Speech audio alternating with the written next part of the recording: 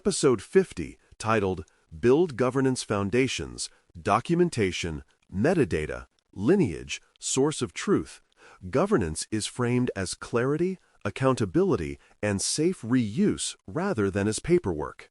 Good governance makes it easy to answer simple questions that become urgent at the worst times, like what a metric really means, where the data came from, and who is responsible when it changes. It also prevents teams from producing conflicting numbers that each look reasonable in isolation, which is how organizations end up arguing about dashboards instead of acting on them. When governance is strong, data becomes something people can depend on, reuse, and defend in front of leadership without needing a private translator in the room. Metadata is descriptive information about data that explains meaning, context, and usage in a way that travels with the dataset. It covers things like field names, definitions, allowed values, units, sensitivity labels, and the time frame a table represents, which turns raw columns into something interpretable. Without metadata, the same column can be read 3 different ways, especially when naming is ambiguous or when a field's meaning has evolved over time.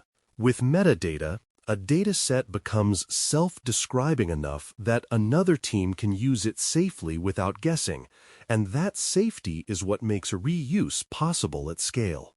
Lineage is the path from source to report, showing how data moves and changes as it flows through systems and transformations. A lineage view answers questions like which upstream system produced the original record, what transformations were applied, what joins and filters were used, and which reports ultimately consume the result. This matters because many disputes are not about numbers but about provenance, such as whether a report is using a raw event feed or a curated, deduplicated table.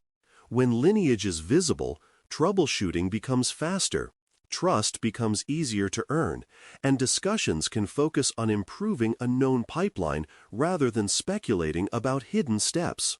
A source of truth is a chosen authoritative dataset or calculation path that reduces conflicting numbers by giving the organization a shared baseline. In practice, a source of truth is not magical perfection.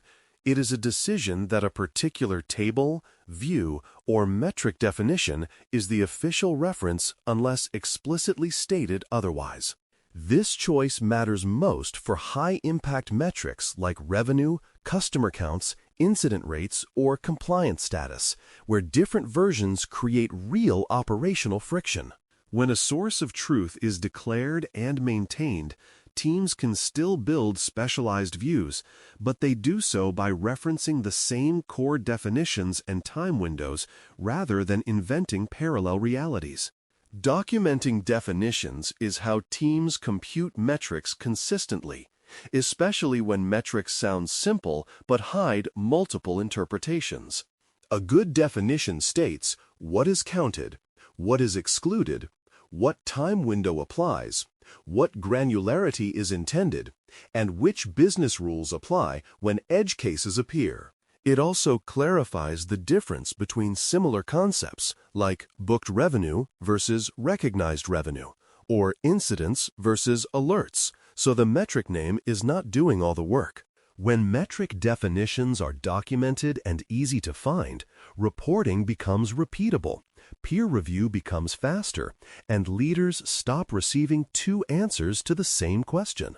Ownership tracking is the accountability layer that keeps datasets, pipelines, and reports healthy over time, instead of becoming abandoned artifacts.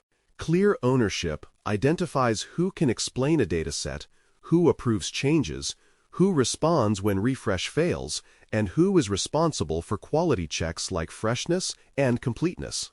Without ownership, issues bounce between teams, and the most motivated person becomes the default owner, which is not sustainable and often not fair.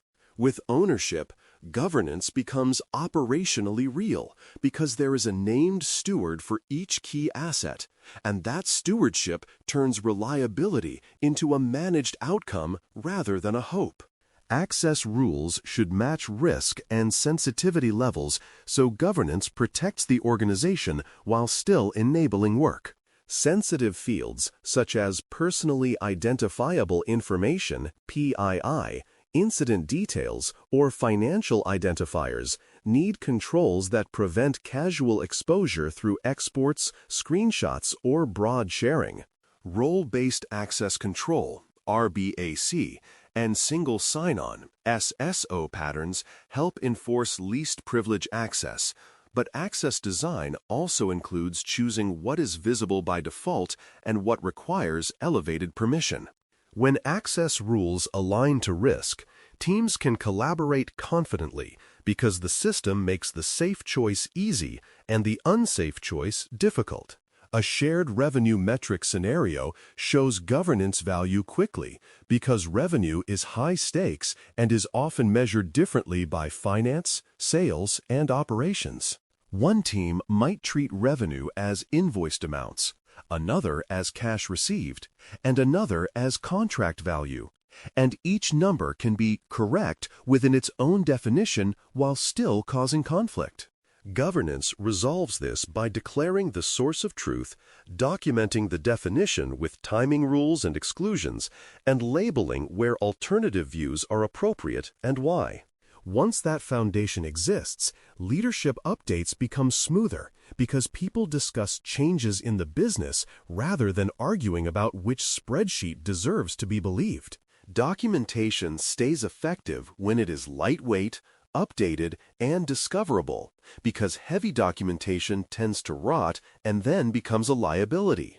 The goal is to capture the minimum information needed to use the data safely, such as definitions, refresh timing, known limitations, and contact ownership, without turning every data set into a novel. Discoverability matters because even perfect documentation fails if people cannot find it when they need it, especially during incidents or executive escalations. Lightweight, visible documentation becomes a habit when it is embedded where people already work, so it feels like part of delivery rather than a separate project. Capturing changes is how people understand when meaning shifts, which is essential because data structures and business definitions evolve constantly. A changelog records what changed, when it changed, why it changed, and what downstream reports are affected, so consumers can interpret trend breaks correctly. Without change capture, a metric can jump or drift, and users assume performance changed, when the real cause was a definition update, a deduplication rule change, or a new source system feed. When meaning shifts are recorded clearly, stakeholders stay oriented, and trust is preserved because change is treated as controlled and explainable rather than mysterious. High-impact data changes deserve approval steps because some changes alter decisions, incentives, and external commitments.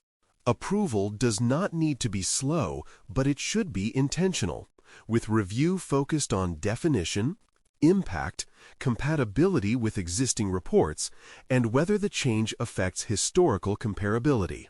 For example, changing how revenue is recognized or how incidents are classified can reshape trend lines and performance narratives, so the organization should treat that as a governed decision with visible sign-off.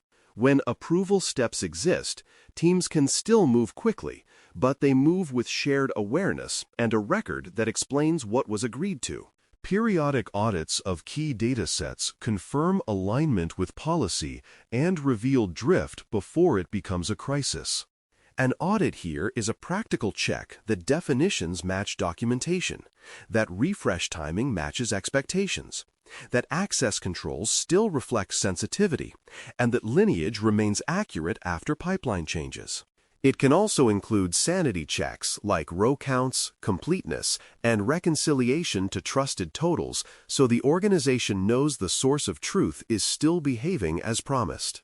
Regular audits build confidence because they turn governance into a routine maintenance practice rather than an emergency response when something breaks publicly. A governance starter kit can be described as a small set of building blocks that make data safe to reuse and easy to defend. It includes a source of truth designation for key metrics, basic metadata for important tables, lineage that connects sources to reports, and short definitions that settle meaning before debates start. It also includes ownership tags, access rules tied to sensitivity, and a changelog that explains when and why interpretation should shift.